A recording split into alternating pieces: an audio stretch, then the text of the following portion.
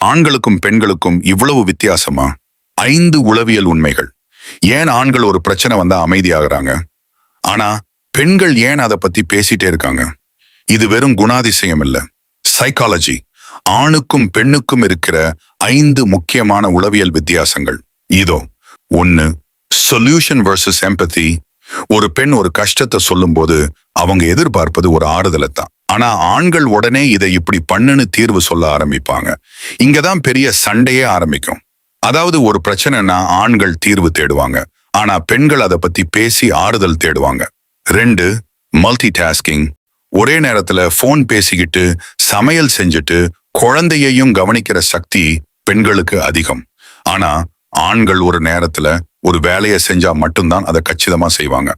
3. Stress management. Stress ஆன ஆண்கள் ஒரு குகைக்குள்ள போயிருவாங்க, அதாவது தனிமையை விரும்புவாங்க. ஆனா பெண்கள் மத்தவங்க கிட்ட மனசு விட்டு பேசினாதான் அவங்க ஸ்ட்ரெஸ் குறையும். 4. பெண்களுக்கு எமோஷனல் மெமரி அதிகம். 5 வருஷத்துக்கு முன்னாடி நடந்த சண்டைய கூட தேதி வாரியா ஞாபகம் வச்சிருப்பாங்க. ஆனா ஆண்களுக்கு காலையில என்ன சாப்பிட்டோம்னே மறந்துடும். அதாவது ஆண்களுக்கு மிக பிரதான டாஸ்க் மட்டும்தான் அதிகமா ஞாபகம் இருக்கும். 5 திசைகளும் வழிகளும். ஒரு இடத்துக்கு போகணும்னா ஆண்கள் மேப் இல்லாமலேயே திசைகளை வச்சு போயிடுவாங்க. ஆனா பெண்கள் அடையாளங்களை, லேண்ட்மார்க்ஸ் வச்சுதான் வழியை ஞாபகம் வச்சுப்பாங்க. இந்த வித்தியாசங்கள் தான் வாழ்க்கையை அழகாக்குது.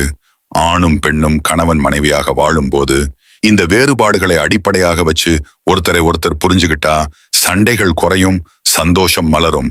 மறக்காம இந்த வீடியோவை ஷேர் பண்ணிடுங்க.